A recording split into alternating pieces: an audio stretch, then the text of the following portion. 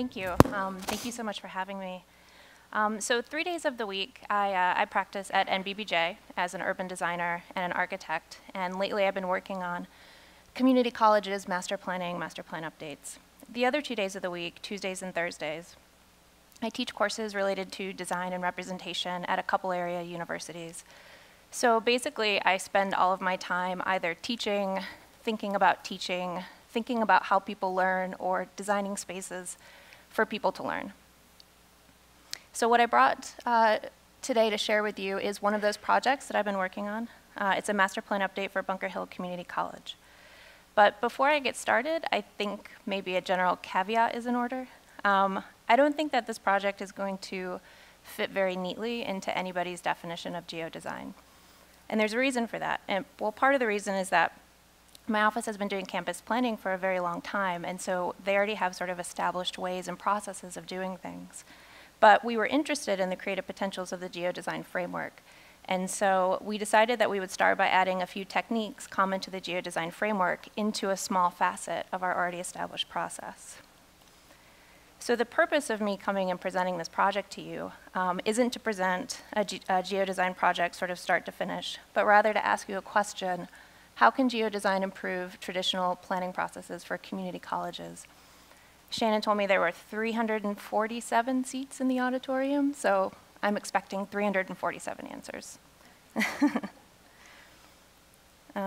Okay, so on to the project. Bunker Hill Community College is an urban institution. It's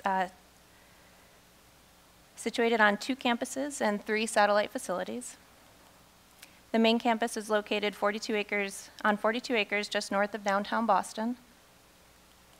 With 14,000 students, BHCC is currently the largest community college in Massachusetts and ranks among the 25 fastest growing public 2-year colleges in the United States.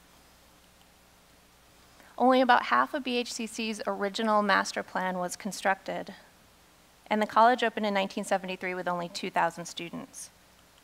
Since then, the student population has grown to 1,400 students, and while the main campus itself has only grown by 1 major building, which is an athletic facility here, which doesn't contain very much academic space at all. In 2006, my office completed a major study that reaffirmed the original master plan, and in 2014, we were again commissioned by the Commonwealth to complete a master plan update for BHCC. So a typical master plan update at my office looks something like this process diagram here. We start with interviewing leadership, faculty, and students. We move on to facility conditions assessments. That means me walking around with a clipboard and building plans and a camera verifying the architectural conditions of the campus.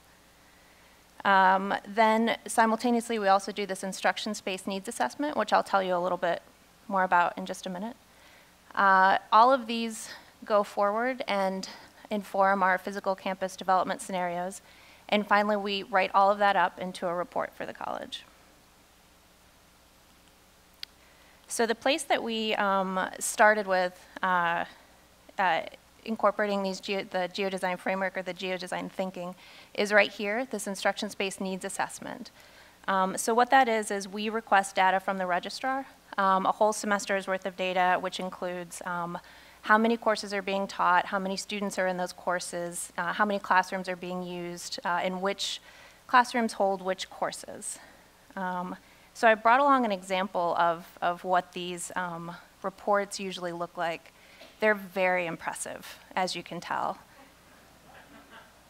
They're very impressive. They have a lot to do with spatial information, but usually they don't actually include maps. They're just charts and graphs. And so clearly this is the low-hanging fruit in this process to add geodesign thinking.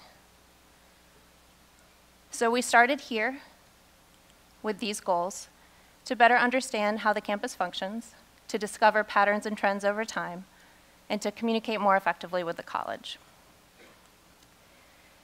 So we used ArcMap and ArcScene, and coupled with the data that we were already requesting from the registrar anyway, we created this series of maps.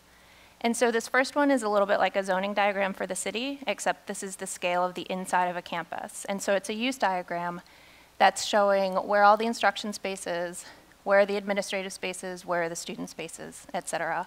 All in this sort of exploded axon, so we can see all of the campus at the same time. And this goes into a little bit further detail where we're just looking at the instruction spaces. And so as you can see, all of their labs are in red, all of the specialized classrooms are in green. Now, this didn't come as much of a surprise to the leadership. They know that their science labs are on the 3rd floor. They already knew that. But these two maps in particular gave them an idea of how the campus works as an organism or as a whole unit with regard to the classrooms and their use of space. In this map, we were just looking at office space, and you've only been looking at this campus for a couple of minutes, but I think you can tell that the office space doesn't make much sense. It seems to be sort of crammed in anywhere that you can find. And it made us curious, so we went back in time. This map over here, 1973, is somewhat speculative, but it's also anecdotal. I spoke with some instructors who had been teaching at Bunker Hill since it opened, and they described what the campus was like when it first opened, versus 2014. And we tagged each space with just one of 4 simple categories. So instruction and associated prep space, so instruction space, administrative space, student space, and other. And what we found, in proportion how these things changed over time, that office space has sort of exploded. So here's one building, here's the other building, and here's total over time. So 10% office space goes to 20% office space. So that's an increase of 14% at the expense of student space and instruction space. And this is in alignment with national trends. All sorts of documents that show that over time, the ratio or proportion of administration to students on campus has just grown significantly, but the actual campus itself doesn't get very much bigger at all. This is sort of replacing those boring utilization studies that I showed you to start with. So we did the typical bar charts and comparing their utilization with national benchmarks. But then we took that a little bit further, and we mapped that back to their campus. So very easily they can see how overutilized some portions of their campus are versus other portions, which are in yellow and green, which could really handle some more capacity. So this diagram is showing just their general classrooms, and this other diagram is showing their specialized classrooms, their science labs, their computer labs, et cetera, and how overtaxed they are some places, but not others. So I would feel like I was cheating or stealing something if I didn't give a source for some of these techniques. The CAD and GIS manager at the University of Washington has been pivotal in helping me and helping my office incorporate some of their interior space mapping techniques, which very easily take information from CAD and bring it into GIS. So thank you. I don't think he's here, but thank you. And so this leads me to the conclusion. This was sort of the comprehensive mapping that we did at the end to make recommendations and give them some options for what their sort of next move might be with their capital dollars. And so in this small way, I think we were successful. We were able to analyze and visualize campus use patterns. We were able to build trust with our clients through these mapping studies. We were able to reveal invisible systems and processes to discover patterns and trends over time, and to communicate more effectively with the college. But I'm still wondering about the larger potential of geodesign with regard to planning for community colleges. You see, the students enrolled at community colleges have needs outside of those for a traditional 4-year college.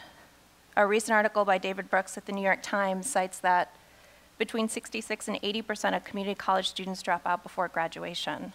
That's a big number, huge. Half of all community college students arrive unprepared for college work, and it isn't clear that current remedial education programs are really that effective.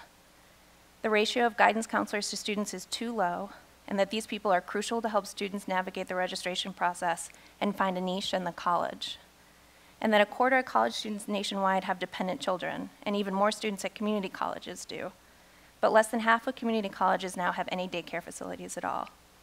And so this afternoon and yesterday evening, we've seen how powerful geodesign tools are and the geodesign framework are for thinking about these issues, especially with regard to natural systems, but I can't help but wonder if there isn't some way geodesign can begin to address these really important social issues as well.